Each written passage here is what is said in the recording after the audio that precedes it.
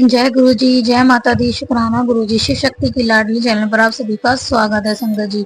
चलिए रुद्र संहिता का अगला अध्याय स्टार्ट करते हैं। 12वां अध्याय।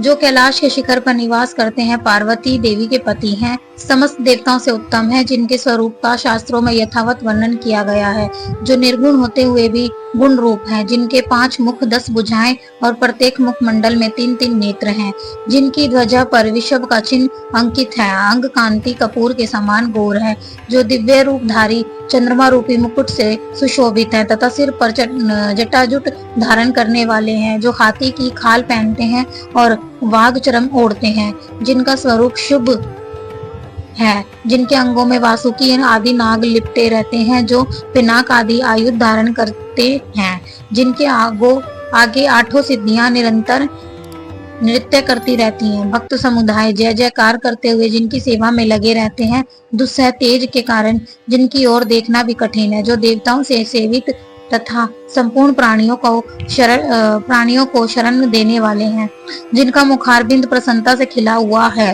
वेदों और शास्त्रों ने जिनकी महिमा का यथावत गान किया है, विष्णु और ब्रह्मा भी सदा जिनकी स्तुति करते हैं, तथा जो परमानंद स्वरूप हैं, उन भक्त वत्स शंभु शिव का मैं आह्वान करता हूँ। इस प्रकार सांब शिव का ध्यान करके उनके लिए आसन दे, चतुर्थयंत दत्त पद से ही कर्मश सब कुछ अर्पित करे, यथा सांभे सदाशिव नमः आसन समर्पयामि इत्यादि। आसन के पश्चात भगवान शंकर को पाग और अग्रह दे, फिर परमात्मा शंभु को आचमन कराकर पंचामृत संबंधी द्रव्य द्वारा प्रसन्नता पूर्वक शंकर को स्नान कराए। वेद मंत्रों अथवा समंत्र के चतुर्यंत्र नाम पदों का उच्चारण करके भक्ति पूर्वक यथा योग्य समस्त द्रव्य भगवान को अर्पित करे। अभिष्ट द्रव्य को शंकर के ऊपर चढ़ाएं, फिर भगवान शिव को वारुण स्नान कराएं। स्नान के पश्चात उनके श्री अंगों में सुगंधित चंदन तथा अन्य द्रव्यों का यत्न पूर्वक लेप करे, फिर सुगंधित जल से ही उनके ऊपर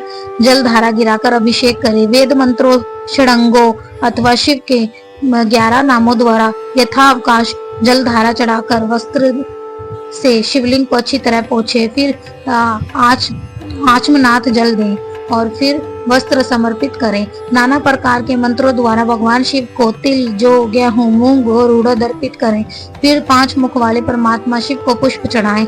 प्रत्येक मुख पर ध्यान के अनुसार यथोचित अभिलाषा करके कमल, शतपत्र, शंख पुष्प, पुष्प, धतूर, मंदार, द्रोण पुष्प, तुलसी दल तथा बेलपत्र चढ़ाकर पराभक्ति के साथ भक्त वश भगवान शंकर की विशेष पूजा करें।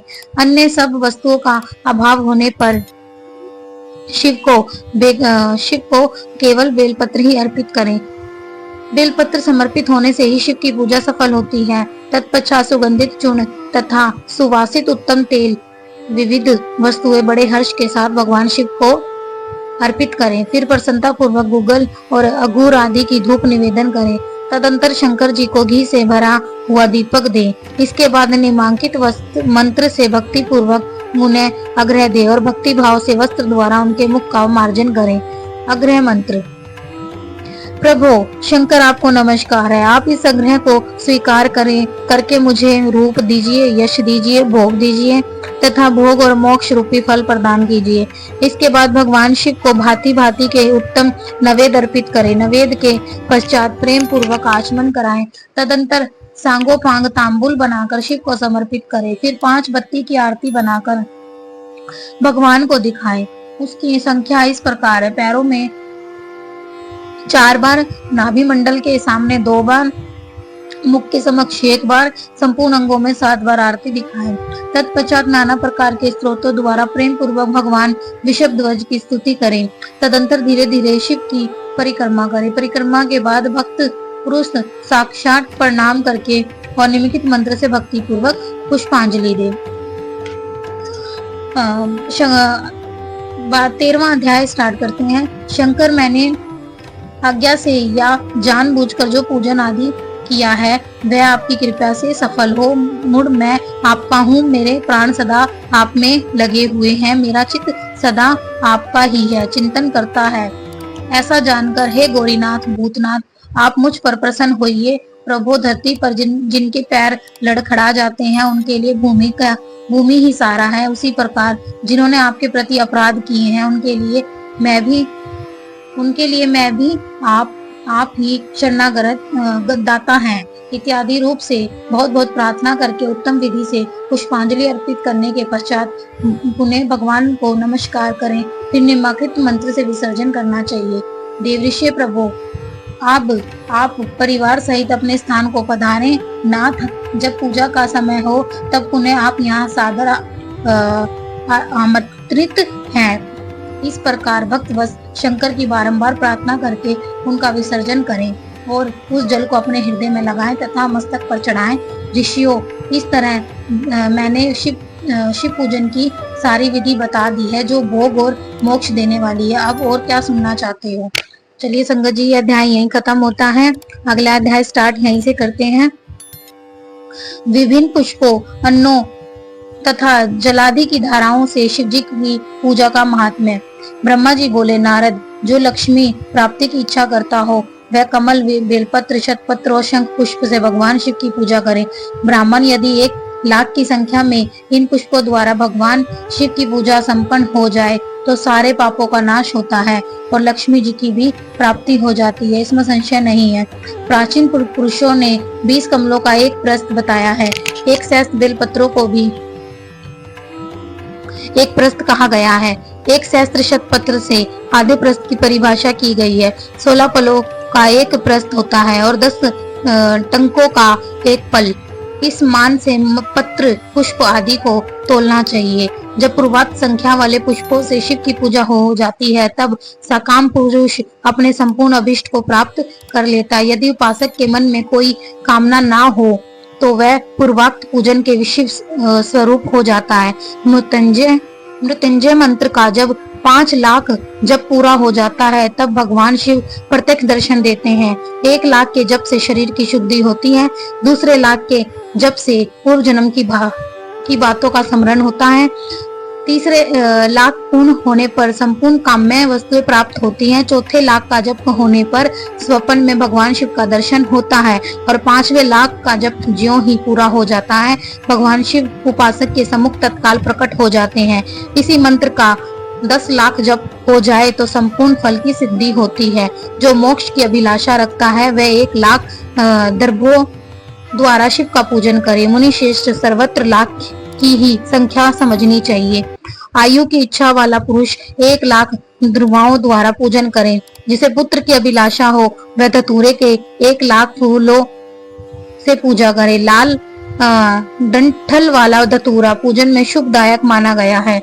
गत्ते के 1,00,000 फूलों से पूजा करने वाले पुरुष को महान यश की प्राप्ति होती है। यदि तुलसी दल से शिव की पूजा करें तो उपासक को भोग और मोक्ष दोनों सुलभ होते हैं। लाल और सफेद आक, अपा मार्ग और श्वेत कमल के 1,00,000 फूलों द्वारा पूजा करने से भी उसी फल, भोग और मोक्ष की प्राप्ति होती है।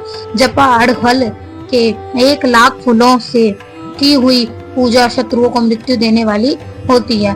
करवीर के 1,00,000 फूल आदि यदि शिव पूजन के उपयोग में लाए जाएं तो वह यहाँ रोगों का उच्चाटन करने वाले होते हैं। बंदूक, दोपहरिया के फूलों द्वारा पूजन करने से आभूषण की प्राप्ति होती है। चमेली से शिव की पूजा करके मनुष्य वाहनों को उपलब्ध करता है, इसमें संशय नहीं है। अलसी के फूलों से महादेव जी का पूजन करने वाला पुरुष भगवान विष्णु को प्रिय होता है। शमी पत्रों से पूजा करके मनुष्य मोक्ष प्राप्त कर लेता है। बेला के फूल चढ़ाने पर भगवान शिव अत्यंत शुभ लक्षणा पत्नी प्रदान करते हैं। जूही के फूलों से पूजा की जाए तो घर में कभी अन्न की कमी नहीं होती। कनेर के फूलों से पूजा करने पर मनुष्य को वस्त्र की प्राप्ति होती है। सेदुहारी या शेफालिका के फूलों से शिव का पूजन किया जाए तो मन निर्मल होता है। 1,00,000 बेलपत्र चढ़ाने पर मनुष्य अपनी सारी कामनाएं वस्तुएं प्राप्त कर लेता है। हर श्रृंगार के फूलों से पूजा करने पर सुख संपत्ति की वृद्धि होती है और वर्तमान ऋतुओं में पैदा होने वाले फूल आदि शिव की सेवा में समर्पित किए जाएं तो वह मोक्ष देने वाले होते हैं, इसमें संशय नहीं है। राई के फूल शत्रुओं को मृत्यु प्रदान करने वाले होते हैं। उन फूलों को 1,00,000 की संख्या में शिव के ऊपर चढ़ाया जाए तो भगवान शिव प्रचुर फल प्रदान करते हैं। चंपा और केवड़े को छोड़कर शेष सभी फूल भगवान शिव को चढ़ाए जा सकते हैं। फिर महादेव जी के ऊपर चावल चढ़ाने से मनुष्य को की लक्ष्मी बढ़ती है। यह चावल अखंडित होने चाहिए और इन्हें उत्तम भक्ति भाव से शिव के ऊपर चढ़ाना चाहिए। रुद्र प्रदान मंत्र से पूजा करके भगवान शिव के ऊपर बहुत सुंदर वस्त्र चढ़ाएं और उसी पर चावल रखकर समर्पित करें तो उत्तम है। भगवान शिव के ऊपर गंध पुष्प आदि के साथ एक श्रीफल चढ़ाकर धूप आदि निवेदन करें और पूजा का पूरा फल प्राप्त होता है। वहाँ शिव के समीप 12 ब्राह्मणों को भोजन कराएं। इससे मंत्र पूर्वक सांगोपांग लक्ष्य पूजा संपन्न होती है। जहाँ 100 मंत्र जपने की विधि हो वहाँ 108 मंत्र जपने का विधान किया गया है। तिलों द्वारा शिव जी को 1 लाख आहुतियां दी जाए अथवा 1 लाख तिलों से शिव की पूजा की जाए तो वह बड़े बड़े पातकों का नाश करने वाली होती है। जो द्वारा की हुई शिव की पूजा स्वर्गीय सुख की वृद्धि करने वाली है, ऐसा ऋषियों का कथन है। गेहूं के बने हुए पकवान से की हुई शंकर की पूजा निश्चय ही बहुत उत्तम मानी गई है। यदि उससे लाख बार पूजा हो तो उससे संतान की वृद्धि होती है। यदि मूंग से पूजा की जाए तो भगवान शिव को सुख प्रदान करते हैं। कंगनी द्वारा सर्वाध्यक्ष परमात्मा शिव का पूजन एकमात्र करने से उपासक के धर्म अर्थ काम भोग की वृद्धि होती है तथा वह पूजा समस्त सुखों को देने वाली होती है। अरहर के पत्तों से श्रृंगार करके भगवान शिव की पूजा करें। यह पूजा नाना प्रकार के सुख और संपूर्ण फलों को देने वाली है। मुनि श्रेष्ठा फूलों की लक्ष्य संख्या का तोल बताया जा रहा है, प्रसन्नता पूर्वक सुनो। सूक्ष्म मान का प्रदर्शन करने वाले व्यास जी ने एक प्रस्त शंख पुष्प को 1 लाख बताया। 11 प्रस्त चमेली के फूल हो तो वही 1 लाख फूलों का मान कहा गया है। जूही के 1 लाख फूलों का भी वही मान है। राई के 1 लाख फूलों का मान 5.5 प्रस्त है। उपासक को चाहिए कि वह निष्काम होकर मोक्ष के लिए भगवान शिव की पूजा करे। भक्ति भाव से विधि पूर्वक शिव की पूजा करके भक्तों को पीछे जलधारा समर्पित करनी चाहिए।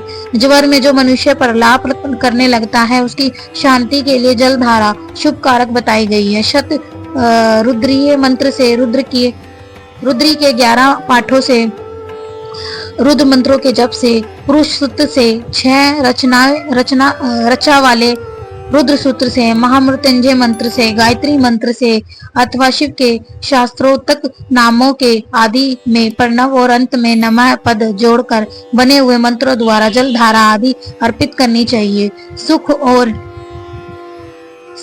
संतान की वृद्धि के लिए जल धारा द्वारा पूजन उत्तम बताया गया है। उत्तम भस्म धारण करके उपासक को प्रेम पूर्वक नाना प्रकार के शुभ एवं द्रव्यों द्वारा शिव की पूजा करनी चाहिए और शिव पर उनके सहस्त्र नाम मंत्रों से घी की धारा चढ़ानी चाहिए। ऐसा करने पर वंश का विस्तार होता है, इसमें संशय नहीं है। इसी प्रकार यदि 10,000 मंत्रों द्वारा शिव जी की पूजा की जाए तो प्रमेह रोग की शांति होती है और उपासक को मनोवांछित फल की प्राप्ति होती है। यदि कोई नपुंसकता को प्राप्त हो तो वह घी से शिव जी की भली भांति पूजा करे तथा ब्राह्मणों को भोजन कराए। साथ ही उसके लिए मुनीश्वरों ने प्रजापत्य व्रत का भी विधान किया है। यदि बुद्धि जड़ हो जाए तो उस अवस्था में पूजक को केवल शर्करा मिश्रित दुग्ध की धारा चढ़ानी चाहिए। ऐसा करने पर उसे बृहस्पति के समान उत्तम बुद्धि प्राप्त हो जाती है। जब तक 10,000 मंत्रों का जप पूरा ना हो जाए तब तक पूर्वोक्त दुग्ध धारा द्वारा भगवान शिव का उत्कृष्ट पूजन चालू रखना चाहिए। जब तन मन में आकरण ही उचाटन होने लगे, जी उचट जाए, कहीं भी प्रेम ना रहे, दुख बढ़ जाए और अपने घर में सदा कलह रहने लगे, तब पूर्वातक रूप से दूध की धारा चढ़ाने से सारा दुख नष्ट हो जाता है। सुवासित तेल से पूजा करने पर भोगों की वृद्धि होती है। यदि मधु से शिव की पूजा की जाए तो राज यष्मा का रोग दूर हो जाता है। यदि शिव पर इख के रस की धारा चढ़ाई जाए तो वह भी संपूर्ण आनंद की प्राप्ति कराने वाली होती है। गंगा जल की धारा तो भोग और मोक्ष दोनों फलों को देने वाली है। यह सब जो धाराएं बताई गई हैं इन सबको मृत्युंजय मंत्र से चढ़ाना चाहिए। उसमें भी उस उक्त मंत्र का विधान 10,000 जप करना चाहिए और 11 ब्राह्मणों को भोजन कराना चाहिए।